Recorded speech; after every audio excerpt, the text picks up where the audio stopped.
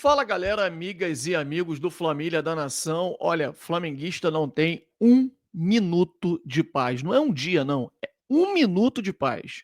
Flamengo, olha só que notícia terrível, hein? Flamengo deve perder o terreno do gasômetro a qualquer momento e acumular uma dívida milionária, para não dizer bilionária. Você vai entender aqui, porque não é só não construir o estádio, é o acordo que foi realizado em não sendo cumprido, você vai ter um terreno abandonado com gasto realizado ou terá que comprar as CEPACs, que custa quase 1 bilhão de reais. Situação grave. Grave. Não é só o fato, não tem dinheiro, não constrói. Não é só isso, não. Existe um acordo com a prefeitura e com a Caixa Econômica, e nós vamos explicar para vocês aqui nesse vídeo. Atacante da Inter de Milão vira novo alvo do Flamengo após desistência do clube em contratar Lucas Beltrán, que eu não quero mesmo que venha não, tá? Que fique por lá na Fiorentina, no time fraco da Fiorentina, porque jogador de duas palavras não merece vestir o manto sagrado. O Flamengo acertou com a Fiorentina.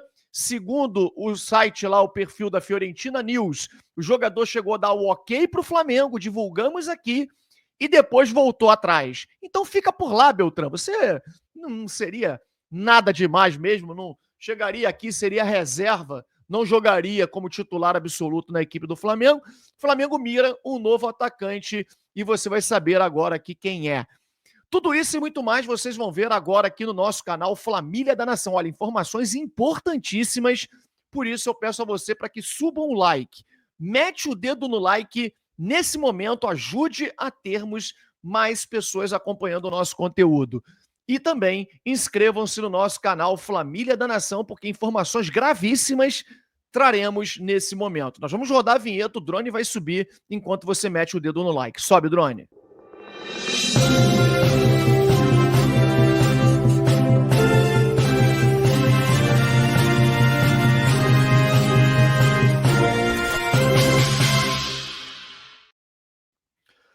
Galera, Flamengo tem interesse na contratação do jogador Taremi. Taremi é atacante da Inter de Milão. O jogador tem contrato com a Inter de Milão até junho de 2027. Tem 1,85 m, 33 anos e a nacionalidade dele é iraniana. Jogador iraniano. Já jogou 94 vezes pela seleção do Irã e tem 56 gols. Sem dúvida nenhuma, é um jogador que tem qualidades, é muito bom atacante, só que tem um detalhe. Ele coleciona inúmeros títulos na carreira, artilheiro, 5 vezes artilheiro, campeão português, campeão da Taça de Portugal 3 vezes, da Liga de Portugal, jogador eleito o melhor jogador do Campeonato Português 2 anos seguidos. Assim, trata-se realmente de um bom jogador. Só que tem um detalhe, cara. Jogador que veio do Porto a custo zero para a Inter de Milão. Ele tem 33 anos de idade. Então isso é uma coisa que pega um pouco, sabe? Quando o Flamengo vai buscar um atacante, vai contratar. O Flamengo estava mirando os jogadores mais jovens. Jogador de 24, 25 anos para o setor de ataque. E aí você vai num de 33, parece que a diretoria do Flamengo está meio que sem rumo e sem um objetivo claro para contratar. Vai o que tem enfim, e aí a gente não gosta desse modelo, esse modelo não é profissionalismo, não é aquilo que a gente espera. É claro que o Taremi é um bom jogador. Na Inter não está performando, joga muito pouco, inclusive. A Inter que fez uma temporada muito boa no ano passado, embora não tenha conquistado títulos. Perdeu na última rodada do campeonato italiano para o Napoli e perdeu a final da Champions também contra o Paris Saint-Germain, né? Um título que a Inter tinha totais possibilidades de conquistar. Taremi se destacou no Porto, jogou 4 anos no Porto e foi muito bem na equipe portuguesa, conquistando todos esses títulos que eu citei anteriormente. E eu queria saber de você, cara, mesmo tendo 33 anos, É um jogador que você acha que vale a pena o Flamengo investir? Taremi é uma boa ou é melhor continuar com os jogadores que lá estão na equipe rubro-negra ou focar num outro atacante?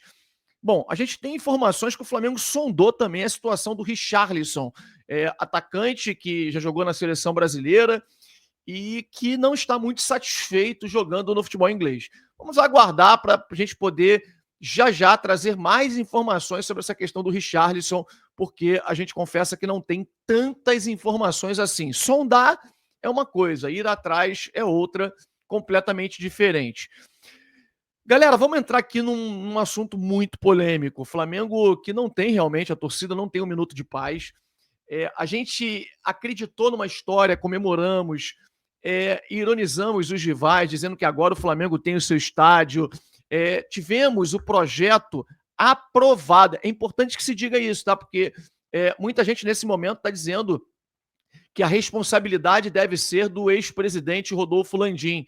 Só que ele não tinha poderes e não poderia comprar o terreno sozinho. Isso foi aprovado pelos, entre aspas, donos do Flamengo, que são os conselheiros. E foi aprovado quase por unanimidade. Todos entenderam naquele momento que o valor de 145 milhões de reais deveria ser investido na compra do terreno do gasômetro mediante um projeto apresentado naquele momento. Eu tenho vários amigos conselheiros que estavam, inclusive, na apresentação do projeto e que disseram que era um negócio fantástico e que seria extremamente positivo para o Flamengo. E aí, o Flamengo comprou o terreno. Só que, nesse momento, o Flamengo passa por um momento delicadíssimo. E eu vou explicar para vocês o porquê. Nós vamos mostrar aqui a entrevista que deu ontem o presidente Rodolfo Landim ao podcast Penidos, né, o Penidos Podcast da Rádio Tupi, onde ele fala textualmente: eu não quis apoiar o BAP para ser o meu candidato à presidência porque eu sabia a intenção dele de não construir o estádio do Flamengo. Eu já sabia. Por isso, optei por outro candidato. E ele fala claramente que não vai sair e que o Flamengo vai acumular um prejuízo estratosférico, elevando a dívida do Flamengo de novo para patamares incalculáveis se houver a manutenção dessa briga política, porque os caras não querem, por questões políticas. Tem nada a ver com, vai onerar os cofres do clube, até porque para construir o estádio você pode encontrar várias maneiras e vários caminhos. Parceria com empresas privadas, pegar uma aliança, por exemplo, que tem interesse em ajudar o Flamengo a construir o estádio e explorar o estádio por alguns anos e tal. Pelo menos tu vai ter o estádio ali, talvez não da maneira que o torcedor queira, né? Mas com o Flamengo sendo dono único naquele momento, vai ter que esperar 20 anos para poder ter a posse total, mas teria o seu estádio. Mas quando tiver show ali, joga no Maracanã. Enfim, o problema é você ter um terreno onde, enquanto o prefeito não encaminhar o projeto para votação dos vereadores na Câmara, a CEPAC, né, que no caso, a transferência da CEPAC daquele terreno, que seria para a Gávea, para o terreno da Gávea e outros locais, ela continua valendo para ali. E a CEPAC daquele lugar ali faz com que o valor do local suba de 145 milhões, que foi quanto o Flamengo pagou, para mais de 1 bilhão, porque só a CEPAC custa 890 milhões de reais. E isso seria um valor que o Flamengo teria que arcar para poder construir qualquer coisa ali naquela região. Então, uma situação muito grave. Prestem atenção no que falou o presidente Rodolfo Landim. Esse projeto de lei, logo que eles tomarem posse, lá em fevereiro, início de fevereiro do ano que vem. Então é o seguinte, nós temos um prazo aqui para a gente poder assinar os documentos definitivos, teve um acordo preliminar feito em outubro, vamos assinar os documentos definitivos até janeiro, assinando esses documentos, lá vai estar meu compromisso, eu vou encaminhar esse projeto de lei para a Câmara dos Vereadores. Só que parece que foi o Flamengo que não está querendo assinar. Não, porque eu preciso estudar, porque eu não sei se vai custar isso, se vai custar bem e tal.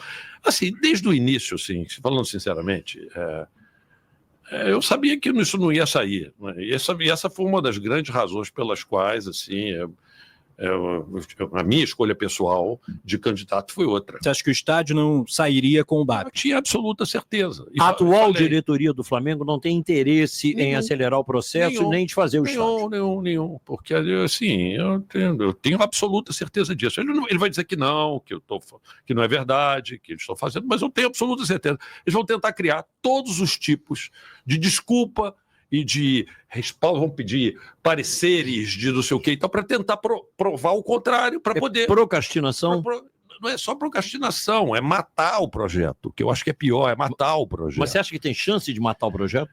Assim, se você não seguir adiante, o prefeito não vai levar a lei para aprovação e foi feita uma licitação, você vai ter que ir lá e negociar com a Caixa para te devolver, para levantar o dinheiro e devolver o terreno para a Caixa. Você acha que é esse risco?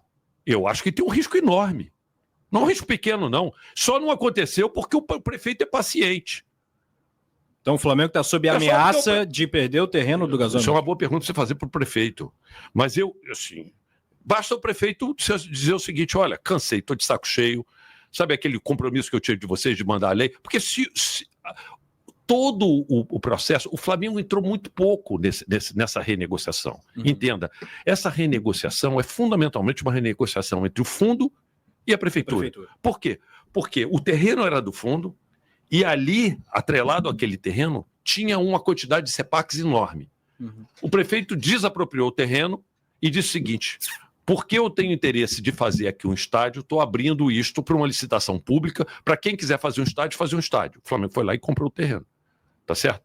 Aí, o fundo entrou na justiça dizendo o seguinte: olha, não, peraí, porque além desse terreno aqui, era um projeto e tinha uma quantidade de CEPAC gigantesca associada a isso aqui. Eu não posso perder isso aqui. Aí entra a renegociação, que foi bater até na AGU, entrou até o advogado-geral da União, o Jorge Messias, entrou nessa história, no processo negocial. Fui conversar com ele 2 vezes lá em Brasília. Muito bem. E acabou se fechando, e digo, uma negociação que basicamente os grandes atores eram prefeitura, interessada em que o Flamengo fizesse o estádio, e o fundo que detinha o terreno e detinha o potencial construtivo para ali construir torres comerciais e residenciais. O Flamengo ali era o maior interessado que essa negociação desse certo. O Flamengo, que participou do processo e compra o negócio, chega depois e diz que ainda não está seguro seguro de assinar o contrato definitivo. Então, assim, sinceramente falando, eu acho que óbvio que tem risco. É só o prefeito dizer assim: olha, o prazo que você tinha para assinar está aqui, os documentos você não quis assinar, então está desfeito o meu negócio. Por decurso de prazo, eu não vou encaminhar, porque se ele não encaminha esse projeto, e se esse projeto não é aprovado, o que você vai fazer? Você vai comprar 850 milhões de CEPAC? O maior campeonato de apostas do Brasil. Gente, é um negócio muito grave, né? É muito grave isso. O Flamengo pode acumular uma dívida milionária. Porque, assim, o terreno já está comprado. Tá lá, o Flamengo não assinou a compra definitiva, mas já pagou. E tem acho que a questão do imagina quanto renderia aí 145 milhões nas aplicações financeiras. Você imagina, a Caixa Econômica não vai devolver esse dinheiro.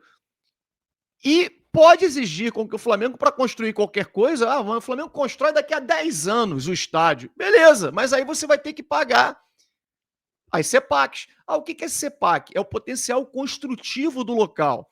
Por exemplo, na Barra da Tijuca, você, em frente à praia, por questões urbanísticas, porque para não poluir o ambiente, atualmente você não pode construir isso. Você pode ter um terreno, mas o potencial construtivo só pode construir prédios de até 4 andares, 3 andares. Então, são menos unidades que a pessoa que está construindo tem a vender. Imagina quanto seria um potencial construtivo de mais 5 andares, 10 andares. Seria 50 vezes o valor. E naquela região, deu-se para o fundo imobiliário, na época, para que houvesse investimentos em áreas que a prefeitura queria que houvesse, por conta das Olimpíadas, e a Caixa Econômica investiu, deu-se o CEPAC que nada mais é do que um papel, mas que vale para que o fundo imobiliário possa vender aquela região para empresas interessadas em construir prédios de até 50 andares, que é o máximo que se pode no Rio de Janeiro. Prédios comerciais, né, torres, prédios comerciais e residenciais. Então aquilo vale muito dinheiro, vale uma fortuna, não o terreno em si, que é numa área degradada, uma área pouco valorizada, mas por conta dos andares, por conta de ser poder construir e vender mais unidades em maior quantidade, aquilo vale muito. E o Flamengo simplesmente se recusa a assinar por questões políticas. Aquilo, o que a gente vem conversando com pessoas, conselheiros do Flamengo, pessoas que, inclusive apoiadores da diretoria atual, fala que é uma situação política. Porque você tem vários meios de iniciar a construção do estádio, assinar lá a compra definitiva, e simplesmente não querem, porque aí vai dar os louros da vitória para a diretoria anterior. É lamentável, olha, situação grave. No ano que vem tem eleição para governador, no início do ano o prefeito deve se licenciar do cargo, entra um novo prefeito, e aí como é que fica? Complicado, hein? Flamengo em vias de perder o terreno do gasômetro. É só o prefeito Eduardo Paes chegar e falar: me cansei, não quero mais. E a gente sabe que política tem de tudo, cara. Vamos lá, Obap, você tem que aparecer para dar satisfação para o torcedor do Flamengo, porque o torcedor quer explicações. Você prometeu que o estádio sairia do papel se você ganhasse a eleição. Até agora, absolutamente nada. Um grande abraço a todos, deixe o seu like e inscreva-se no nosso canal Família da Nação.